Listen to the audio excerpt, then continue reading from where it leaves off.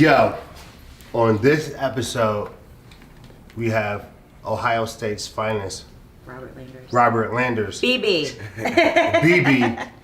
ESPN said, this dude's a problem.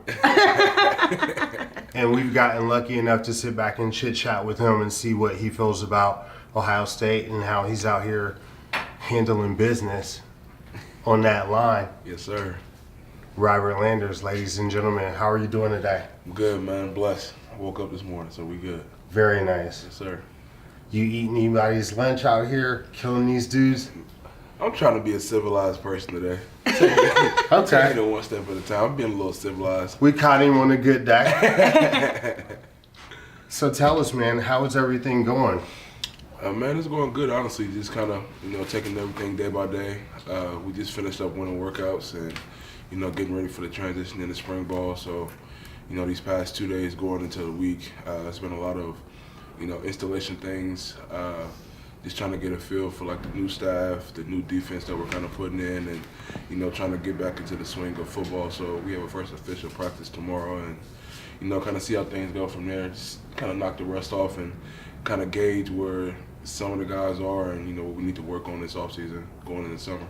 So me being just a regular human being, and you being like somewhat of a super athlete, like just walk us through a basic day of what a workout is with what you guys do at Ohio State. I mean, you guys, obviously you're an animal, but like tell us what your workout, like how does that go from the beginning and the end? It varies on the day, and then it's two particular workouts that like when you come to Ohio State you'll never forget. That's the Valentine's Day Massacre and the Harley Davidson.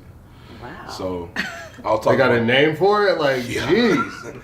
Yeah. Walk us through the massacre. So Valentine's Day Massacre is exactly what it is. It's Valentine's Day week, and like how we schedule is for the most part kind of varies. Some days it could be just one day. You probably be in there for about 2.5, 3 hours. Mm-hmm. Some other years we've done it to where it's like over the course of 2 days. So you can consider it like a full body workout. So coach will get you amped up. You'll come in. They have like these pictures that they print off everywhere throughout the facility. You have like little cupids, little hearts. They'll make us like little candy baskets that they'll put in our lockers before we get there in the morning. Mm-hmm. How sweet. And like, it's all to set us up. You will walk in, they got on Cupid outfits, bows, little like the wrestler spandex, but the legs come up kind of pretty high. The coaches? Yes. Coach Urban Meyer did this? I don't know about him. Okay. No. I was gonna say, we didn't Urban touch that. didn't do that. Right. Yeah, our crazy training staff did it. Let's say that. Okay. Mm-hmm. So, Coach will come in, Coach Mick Marady will come in and talk to us, give us a speech, and then we hit the weight room. So we hit the weight room, start off doing. They're supposed to be warm-ups, but it's a workout within itself. Mm-hmm. And then we'll do hang clean, high pull, go from those two to front squat, back squat, weighted step-ups, lunges, leg press, wall sits, and everything is supersetted. So like when you get to the wall sits, you got wall sits and leg press together. So you'll have maybe like 700 pounds in the leg press. You'll do that for about 15 reps. As soon as you get up, you go sit on the wall, and they put about 6, 7 45-pound plates on your lap. I don't think I heard you right. It sounded like you said 700, but I'm pretty That's sure the you first set, said. though. That's the first set. It gets a lot heavier, and depending on who you are, your first set. How many reps are we talking about? Like 1 or 2? Like First set is 15. Second set is 13.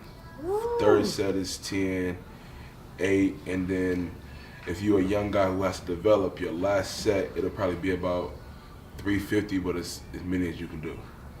And like so, if you wonder why Ohio State is killing everybody in the Right. Midwest, we start at 700. Right. it's a brutal day, so you'll go from there. Like I said, we superset that with wall sits. So as soon as you get up, your legs hurt. You go get on the wall, and you just sitting there. You have like 5 to 7 45-pound plates just sitting on your lap. You got to sit there for a minute. As soon as your time up, you drop the plates, go back to the leg press. Next set, you just keep going back and forth. So we'll do all that, and then we'll have what we call a 4-quarter program. So 4-quarter program is we have 4 stations set up. It's 2 stations downstairs and 2 stations upstairs on the cardio deck. So downstairs, we'll have plyo boxes. Each station is probably each week it'll get higher, but for massacre it's about 5 to 6 minutes each station. So the plyo box is just like different footwork stuff. So it's like up, up, down, down, ollie, shuffle, jump for height, side to side, and you'll have a partner. So each partner, depending on the time, that's how you'll rotate. So you leave that station, you go to the rope pull. Now with the rope pull, it's you got a normal size rope that's probably about 20 yards in length, and they'll stretch it out, and you'll sit on your butt, and you'll have 3 other people on the rope, and you have to take the rope from 3 other people. So it's like they really holding it, trying to pull it from you, Right. shaking the rope up and down. They might pop your hand, so you gotta like you really trying to fight. to You get the rope. fighting for that rope. Yep. And then like once you're done, next person sit down, but you're struggling because it's like, all right, you gotta hold it for this person, but your grip is already gone because you already went. So it seemed like in your mind, like, bro, they going so much faster than me. It's just, you can't hold it no more. And you right back up. So those are 2 stations downstairs. Then we'll go upstairs. 2 stations upstairs. It's like a treadmill, but it's called a tread sled. So the tread sled is like a resistance treadmill. So depending on the resistance that you put on, like the higher level it is, the more resistance, and it's the more force you got to put into it to get it to Like, move.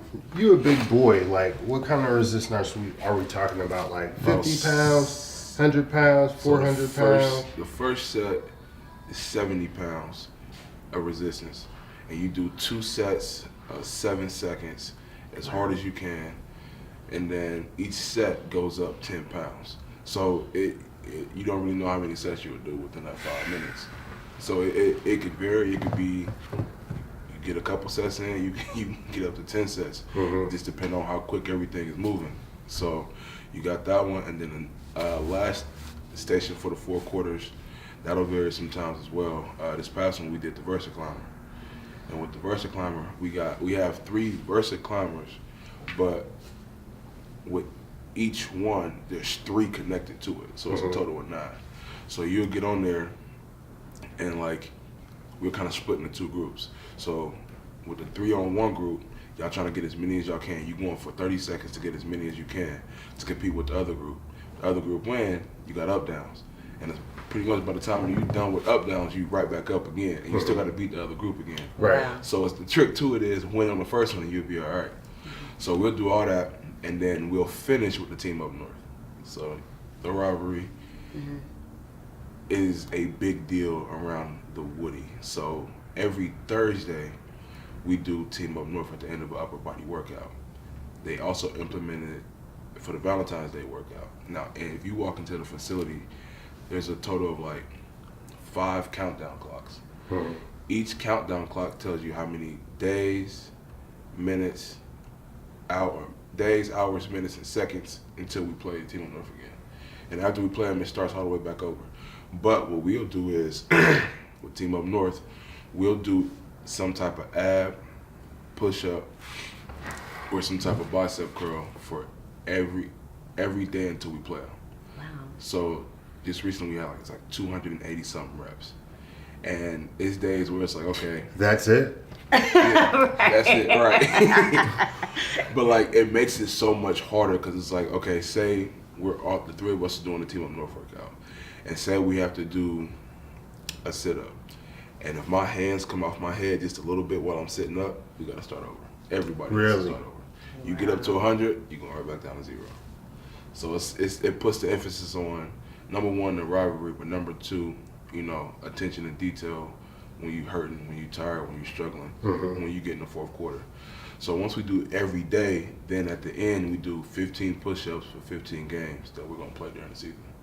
Now, let me ask you, coming from a high school and going to that type of commitment, how was that transition? Because, I mean, from high school, I feel like you're kind of in a recreational going into a more realistic, I'm trying to go to the pros, I'm actually trying to do this.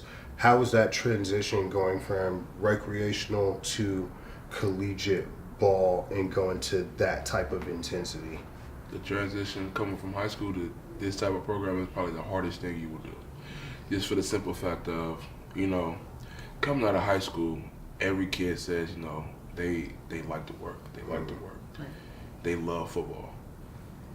When you get into an atmosphere, an environment, in a program like Ohio State, it is 100% that you're going to question whether or not you really love football. Right. You can name some of the greatest players that have ever come through here. Mhm. They've all had a point in time where they asked themselves, do I really love what I'm doing?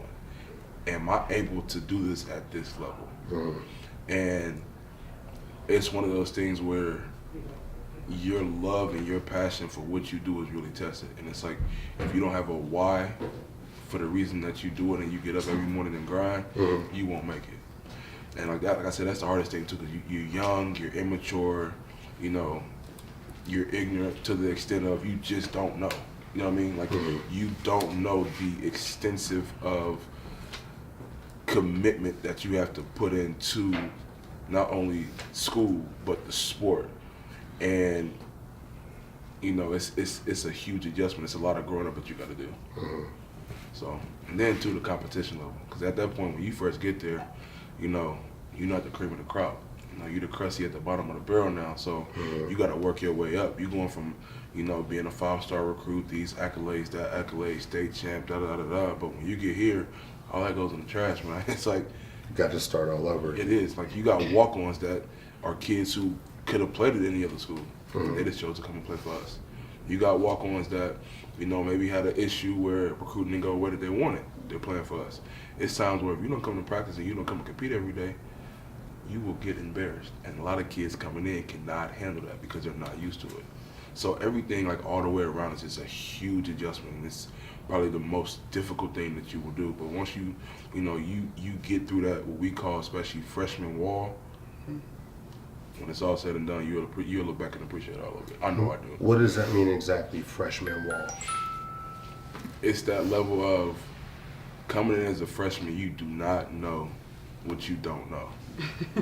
It's like you don't know what you don't know. You've never been through a real summer training. Like, Mhm. high school training, cool. When you're in high school, you could do the football, basketball, baseball, run track. Like, you could do multiple sports. When you get to this level, it's like it's solely one sport. It's a job. You know what I mean?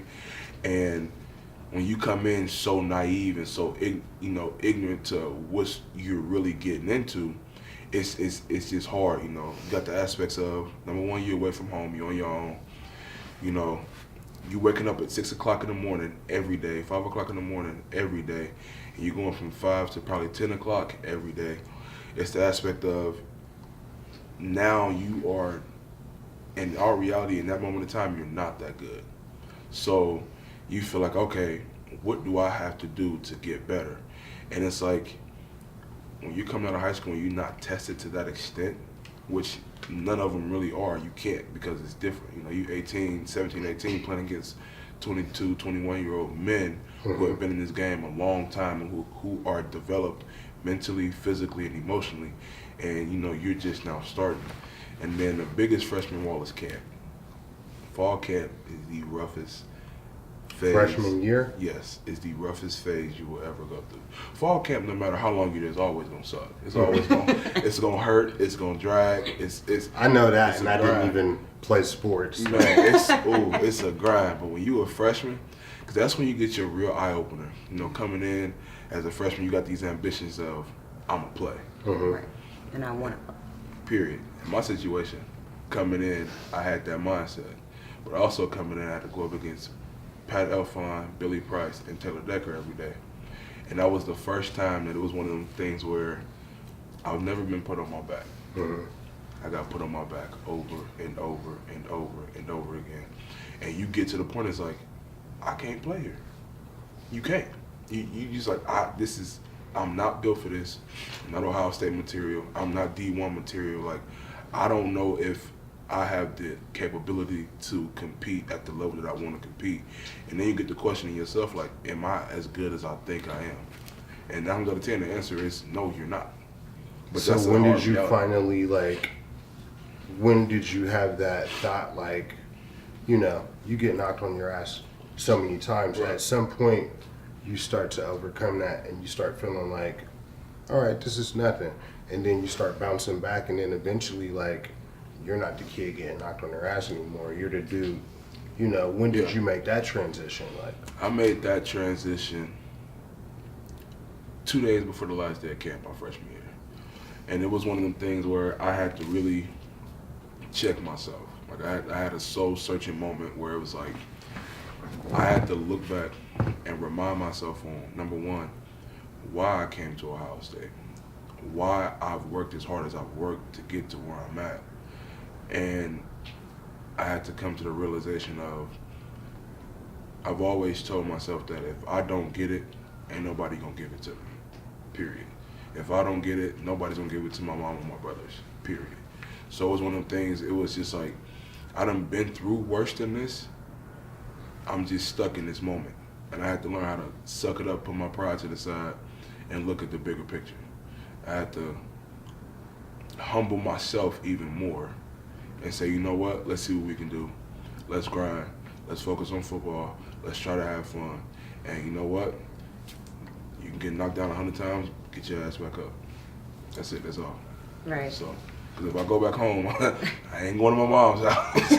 That's going to be a conversation I don't want to have. for sure. So, it was one All of right, them let's things. take a And- quick break. Yeah. Quick break.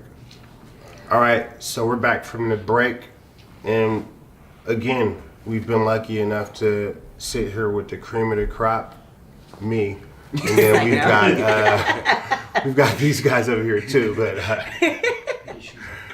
we got Robert Landers, the dude that's out here handling business for Ohio State. Probably going to be in the NFL in the next year or so. I'm hoping that he just remembers me and my Venmo information.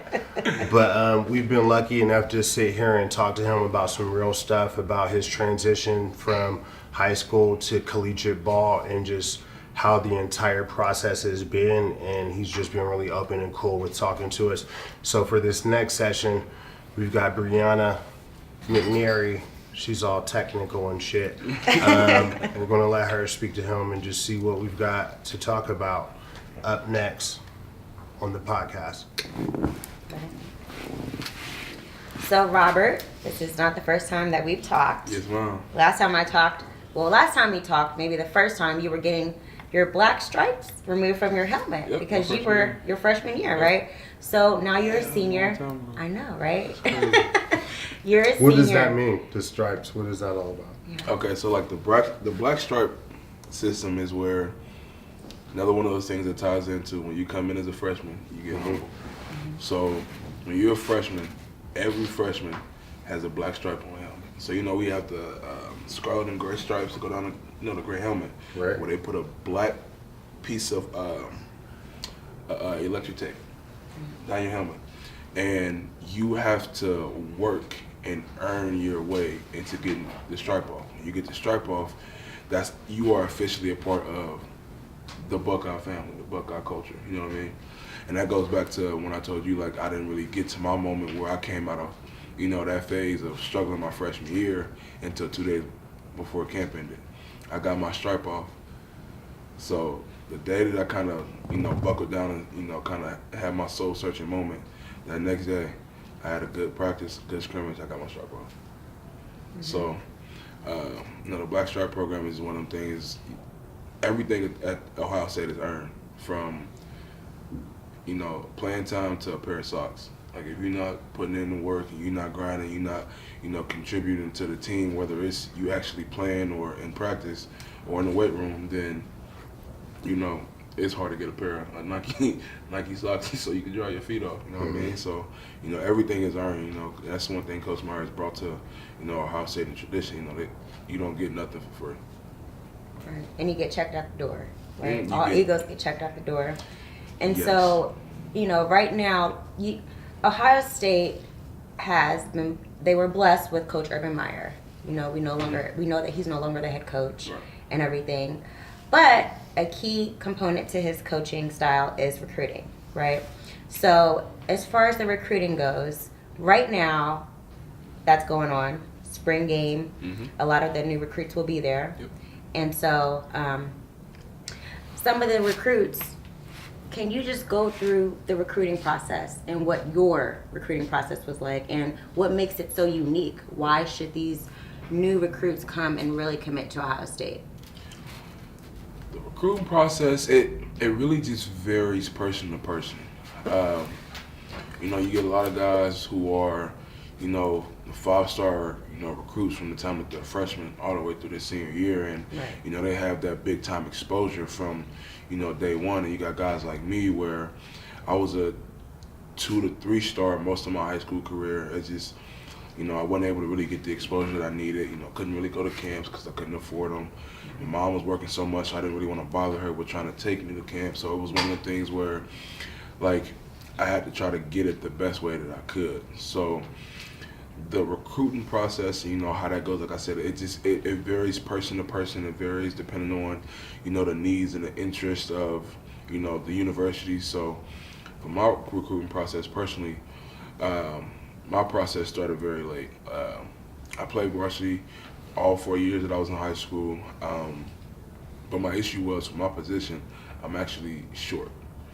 Most guys around in my position, you know, range between about 6'3", 6'2" to about 6'4", 6'5", and they're a little bit wider, a little bit, you know, stockier. And my stature is not so much as that. I'm about 6 foot, 6'1", and my weight varies between 280 to 285. But my thing is quickness. One thing I pride myself is Yeah. nobody will ever be quicker than me off the ball. Period. You have scored a few touchdowns. A little bit. Yeah. One didn't count though, but it's counting in my book. Right. Outside of that, so my recruiting process was very late. Coming through my senior year of high school, I received my first offer halfway through my senior year. We actually played one of my friends when I was younger, and now teammate, kid by the name of Josh Myers, plays O-line for us. He played at a school named Miamisburg High School, and we played them, gave them a nice little beating, but me and Josh were always cool. And that same game, I had a pretty good game, and I got an offer from West Virginia. And my mindset at the time, you know, coming up, trying to get ready and trying to get into college was, I don't care what college I go to at that point. As long as school is paid for, my mom doesn't have to pay for it, Right. I'll take care of the football part. So West Virginia offered me. I didn't take my official visit or anything. I just told them, all right, I'm coming to be a Mountaineer. That's it, that's all. You know, at that point, how I looked at it was, you know, it wasn't nothing to talk about. School's paid for. It's, you know, they're in the Power 5 conference. They're a good team. And I feel like, me personally, now at the time, me being naive, looking back, I can go there and compete from day one and not have to worry about anything. You know what I mean? So, you know, that was my only offer throughout my whole senior year. Once we hit playoffs, we played a lot of what are historically dominant teams in the state of Ohio, like Elder, St. Ed's, Moeller. We played actually Dublin Kaufman, who was a great Dublin Kaufman team that year. And I want to say it was one other team, but I can't remember. So throughout the whole playoffs, I had a great playoff run. I dominated game to game to the point where other coaches were going and telling, you know, Ohio State coaches, like, hey, you need to check this kid out, you need to check this kid out. So I played the state game up here in the shoe against St. Ed's, and I had a great game. And the day before, I ended up talking to my position coach, Larry Johnson, in the locker room. And one thing that really allowed me to kind of gravitate towards him is he's a spiritual man, doesn't cuss, doesn't drink, which at the time I'm thinking in my head, like, I don't know a high school coach that don't cuss. Right. Right. And okay, I don't know a high school coach that don't Coach cuss. White, East High School. So like my mindset is like, man, I don't know, but I like the energy and the vibe that we had. And the whole time that we talked for maybe like 25, 30 minutes. We didn't even talk. We talked nothing football. Like nothing was football related. So it was like, all right, you know, I like him, but I got a game to worry about. So And he's special because he's being promoted to the head defensive coach, right?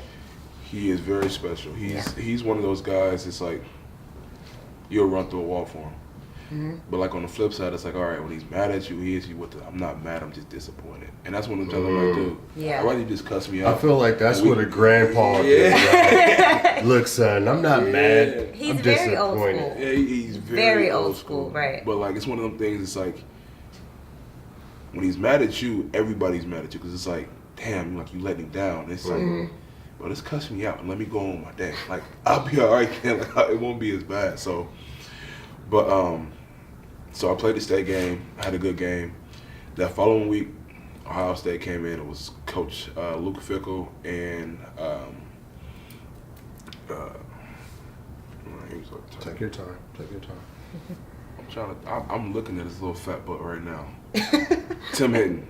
Okay. It's Luke Fickell and Tim Hinton. So they had came in. It was a week after the state game. We ended up losing, and by 10, fourth quarter, it just kind of took over. We sat down for about 30 minutes. They called me out of class, and then they just left. So I'm like, all right, that was a waste of time. I'll go back to class. I get in class. 5 minutes later, Coach Hinton, I'm coming back, getting called back down to the office. Coach Hinton comes in, and they end up offering me a scholarship. So I'm like, all right. And then they were like, some bug wants to take your official tonight. So I'm like, all right. So I had to call my mom. I'm like, hey, Mom, look, this is what's going on. They want me to take the official tonight. So she's at work. She's like, all right, I'll come and get you here in a little bit. I'm like, all right. So we shot up here. I took my official visit. And, you know, believe it or not, I was always born an Ohio State fan. But it wasn't Ohio State that really sold me on coming here because I was kind of torn for a little bit, choosing between Ohio State and West Virginia because growing up, one thing that my father, you know, would teach us before he was shot and killed was, you know, you don't own much, but you do own your name and your word, period. And I felt like I gave West Virginia my word, and they gave me the opportunity to, you know, be able to play at the next level and get a free education all in one. Mm-hmm. So it was a hard decision, you know, choosing between the two. But when it came down to it, outside of Coach Johnson, the one thing that really sold me on Ohio State was the simple fact of the way that they set you up for when football is done and over with. The real life Wednesdays, you know, the internships, you know, they teach you how to balance a checkbook. They teach us about what credit is, how to build credit. They bring in guys like Roger Goodell, and we sit up and have open Q&A. Phil Knight, open Q&A. Like, people that you could never think of that you would have the opportunity to even come across and even get to see them. We're sitting up having open dialogue, open conversation. It sounds like they groom you for more than being just an athlete. Yes, because it's the Ohio State University. That's why. Like, things like, it's mandatory that within your first 2 years you do a job shadow. By the time you get out of your first 2 years, it's mandatory that you have an internship in some type of field that you're interested in. They make us make a resume. They teach us how to make resumes. They give us business cards. It's mandatory that we go to the job fair that Coach Meyer puts on. And he puts it on for all, you know, all student athletes, but it's mandatory for us. Coat and tie.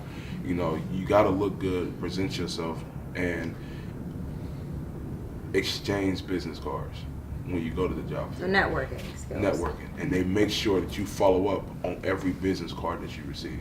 Wow. What does your business card say? Robert Landers, The Ohio State, criminology major. I feel like it would say, Robert Landers, headhunter, don't let me catch you slipping. .com. That's my football resume. You can probably Google that one, be all right. Now, I have a question. There's a grad transfer that we have, Jonah Jackson. Have you met him yet? Is that the one who came from Rutgers? Yes. Yes, I have. So what are your thoughts on him? Is he a big guy? Because he could possibly be the center or be I actually pushing that remember position. playing against Jonah last season. Jonah's he's a good player. He's a smart player. That's one of the biggest things that I really picked up on playing against him. Like, throughout the course of the game, I could see him picking up on different tendencies, trying to make different calls. So he's one of those guys where he has the aggression, the size, but at the same time he has the IQ to play the game, especially play at Ohio State, because you know, if it's one of those things where if he's able to earn a starting job at center, the center is you the second quarterback on the field because you got to make calls and checks and ID different things, just like the quarterback does. You know what I mean? And Billy Price played that position. Yeah, and Billy, Pat Elflein, back-to-back Remington Award winners, and it's like you have to be the man to play center at Ohio State. Wow. And I feel like it'll definitely be a good competition between him and Josh Myers at the position, and I'm interested to see how spring ball goes and how guys really kind of pan out. So we'll see. But as far as meeting Jonah, I've met him. I like him. He's a good dude. He has a good vibe, and like I said, from competing against him when he was at was it Rutgers? Mm-hmm. Right, Rutgers. Compete with him against him at Rutgers. I know he can play some ball. Right. And so, you mentioned coaches. Of course, the defensive coaches. We have a new crew coming in. Yep. Only person that's really left, I believe, is Larry Johnson. Yep. So Bill Davis is gone. Yep. What were your thoughts on him leaving? It was one of those things where I love Coach Davis as a person, but he had other things that he wanted to chase and pursue. At the end of the day, I understand Ohio State is a business. I wish him nothing but the best. Like I said, as a person, as a coach, I love him. My biggest thing was my position coach is still here. That's a person who I deal with 99% of the time. Right. I'm interested to see how the new staff does this season. So I don't know. We'll see. Especially since we have a member who's from that team up north. Got two. Would have never thought that, but and Yeah. Greg Schiano is no longer the coach. It'll be Greg Madison replacing him. Yep. So obviously you met him. How has he been thus far? I love Coach Madison so far. One thing about him that I really connect with is the simple fact that at the team up north, he was a D-line coach. Right. So he has the defensive, that D-line mentality. Okay. Like how he views it is, if the D-line don't move, his defense don't move. You know what I mean? And I feel like right now, just between the coaches, the chemistry is good. I feel like they're all on the same page, and from what we've gotten so far, the changes that they've made, I'm comfortable with them, and I feel like it's going to be a good setup and a good move for us as a defense. So the rivalry is not coming in between him coming from the rivalry team is not He's a playing Buckeye around. now. Right, he's a Buckeye He's now. Buckeye now. So like Okay. once you cross that line, Yeah, you can't, it's a big line can't across. look back. Yeah, And that's a personal choice. right. So, once you hear it, you all in now. You could never make that switch though, could you? Never. One of the biggest reasons why, because my best friend actually was a starting safety for him. Wow. He's getting ready for pro day and things now, Tyreek Kennel. Okay. And growing up, every year we had the rivalry. I was the only Ohio State fan in his house, and I was the only one who was happy in his house at the end of the day. Period. But like, it's crazy because growing up, he always talked about how he's gonna go to the team up north, and I always talked about how I was gonna go to come to Ohio State, and it was just ironic how that actually worked out that way.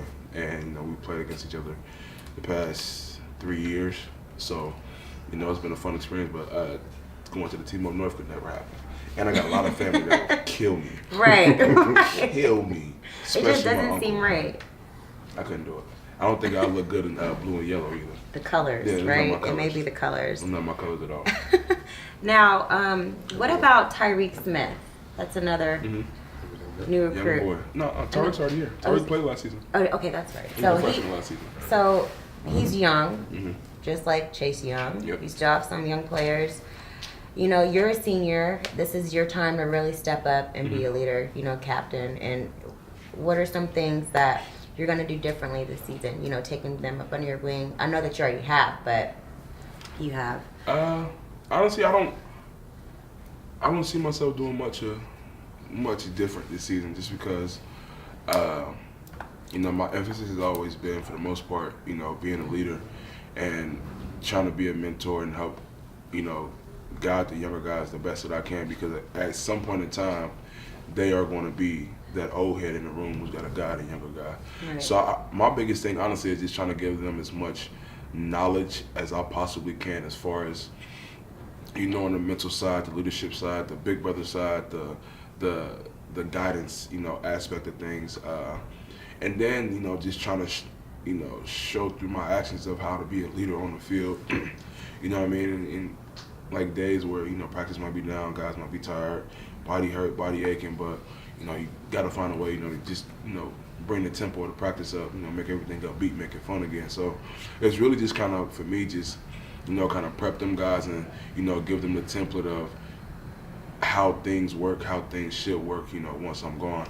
As far as, you know, the football aspect of things, Coach Johnson, that's the GOAT. You know, he's the best of the best. So I'll leave that to him. Now, if it's little things that I see here and there, I give my advice and, try to tweak it. But outside of that, my biggest thing is just, continuing to be a leader, but at the same time, too, just kind of, prepping them to step into that role. You and Devon Hamilton. Yep. Okay. And now I want to ask you about this because, Dwayne Haskins is no longer our quarterback. Mm-hmm. We'll have, Justin Fields. Yep. So, honestly, do you think Dwayne left a little too soon? And do you think Coach Urban Meyer leaving, that played a factor in his decision making? Because I think he could have stayed a little bit longer. Mm-hmm. I would agree with that. Yeah, I think he could have stayed a little bit longer because he is still younger, in his college football career, and he just did he just had an awesome season. Right. His platform got bigger, his skills got better. Yep. He got better. He got all the play time that he could possibly get, Right. Mm-hmm. and he took advantage of that. But now he's gone. Mm-hmm. So what are your thoughts on? It's one of those things for me. On a personal note, like how I look at it is,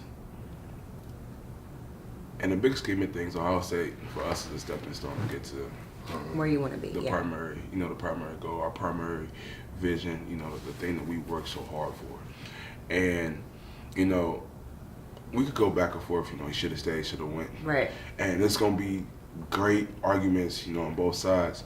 My thing is just, I feel like, me personally, he put himself in a good position just because even with him playing that 1 year, he's projected to be the first quarterback to come out.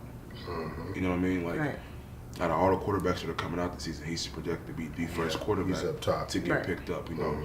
He's at his peak.